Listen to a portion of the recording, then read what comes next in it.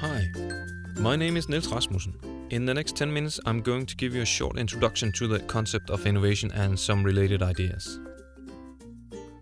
Innovation is a very popular concept that many have a difficult relationship with, but it might help if you get a fresh perspective of the term.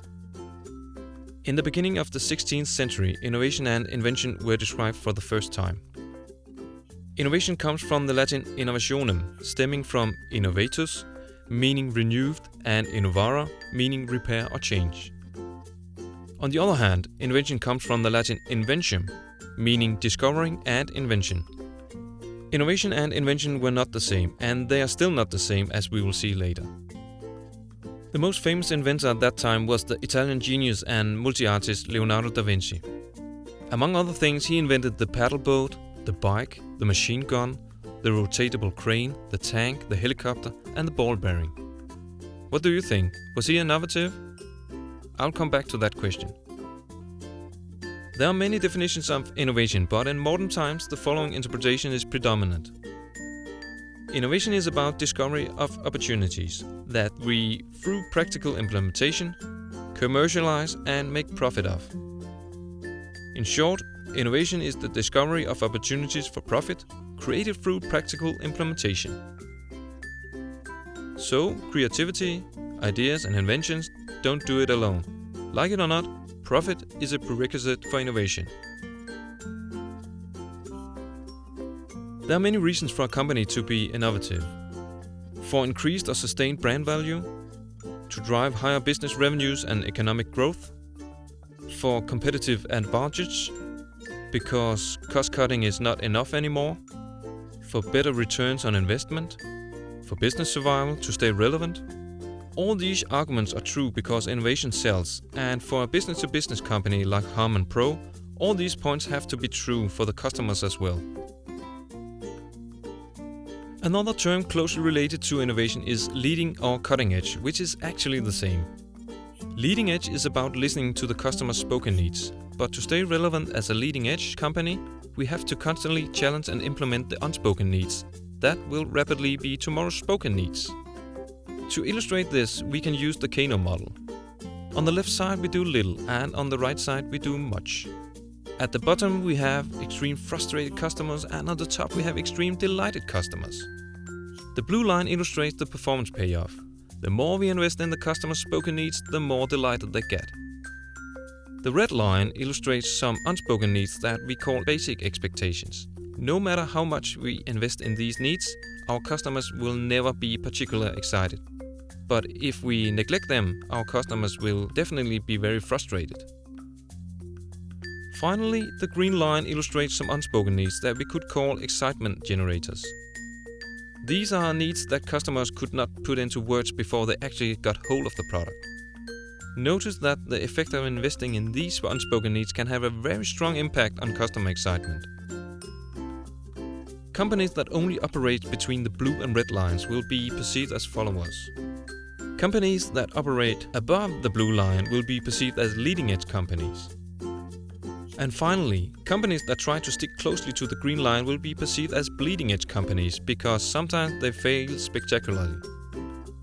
But the most important point to take away from this illustration is that over time, excitement generators become basic expectations. Let me remind you of some examples from the automotive industry. Retractable safety belts, anti-locking braking systems, airbags.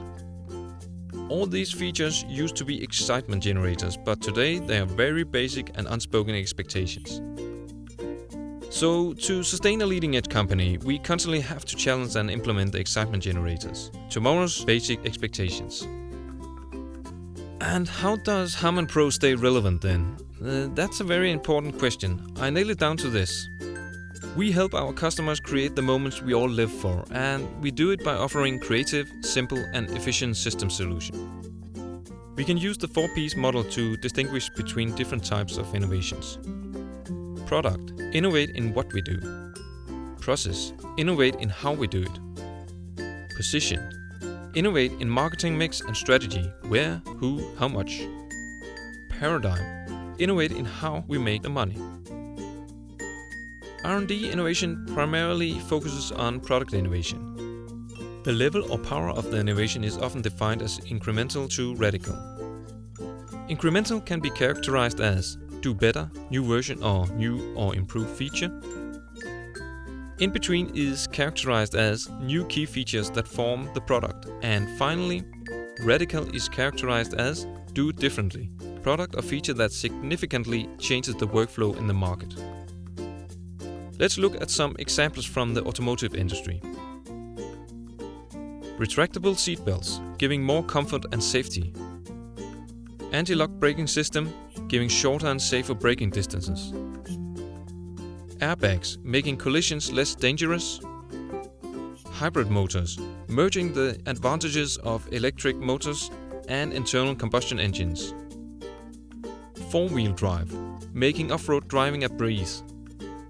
Supercharging batteries, eliminating one of the only flaws of electric cars. And finally, driverless cars, making car travel safer and more predictable. We also often hear the terms sustaining and disruptive innovation, and these usually relate to innovation in the other three categories: position, process and paradigm.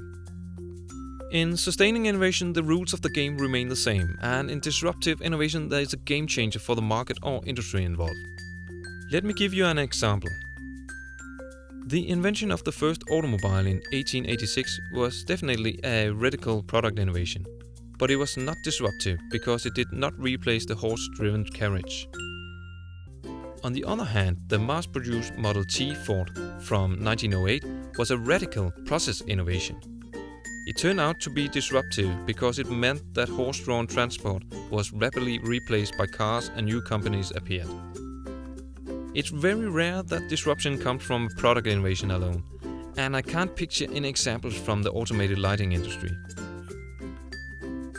To illustrate that, we can look at this figure. As an example, I have taken the evolution of storing and selling music. From the radical product innovation of the vinyl record to the recordable and portable cassette tape, to the more incremental and sustaining digital CD. The MP3 created turmoil through the illegal distribution of music. iTunes changed the paradigm and opened up for legally buying MP3 music on the internet, and finally streaming services such as Spotify changed the paradigm again and made it possible to legally stream millions of tracks for a limited period, and for free if you accept adverts. In this period, thousands of record labels died and the revenue stream from customer to artist was disrupted. A well-proven toolbox to support the identification of customer needs is illustrated in this model. The x-axis is the level of engagement with the user, and the y-axis is the level of control with the intellectual property and information. The first group is user exploration. The safest of these is fly-on-the-wall observation, where we just observe and film the user while working. The next is interviewing. Then walk-a-mile immersion, where we work together with the user getting hands-on experience. And finally, contextual inquiry, where we both film and interview the user doing the work. The next group is user test, where we let users test our new product either before or after release. And we collect information via interviewing and or filming. The next group is user participation, where we invite users to evaluate prototypes. I will explain in a minute what that is. Or we can give them toolkits where they can design their favorite product with modular components. The last group is user innovation, where we let the users do the innovation for us. This is very complex, and we have to set up strong legal guidelines to avoid IPR issues. I don't recommend this tool for high-tech companies with scarce resources. I mentioned prototype earlier, so what is a prototype? Prototypes are reminiscent of prototypes but have a different purpose. They are sketches of solutions that might be unrealistic but may provoke a discussion with users, decision makers or other stakeholders. In this way, prototypes help express some of the issues that users find it difficult to put into words in a regular interview or prototype test. It's not a prototype. It provokes emotions and valuable feedback, and it fosters new ideas. In other words, prototypes help us find excitement generators for tomorrow's products. So was Leonardo da Vinci innovative? He was certainly ahead of his time. Most of his inventions were kept secret, so they were never practically implemented and commercialized while he was alive. What's more, many of his designs and inventions were not possible to manufacture in his time or today. I will leave it up to you to decide whether he was innovative or not, but if we follow the modern definition, we could argue that he wasn't. That's it. I hope this short introduction gave you a fresh look on the term innovation and its relatives. Once again, innovation is the discovery of opportunities for profit created through practical implementation. Thank you.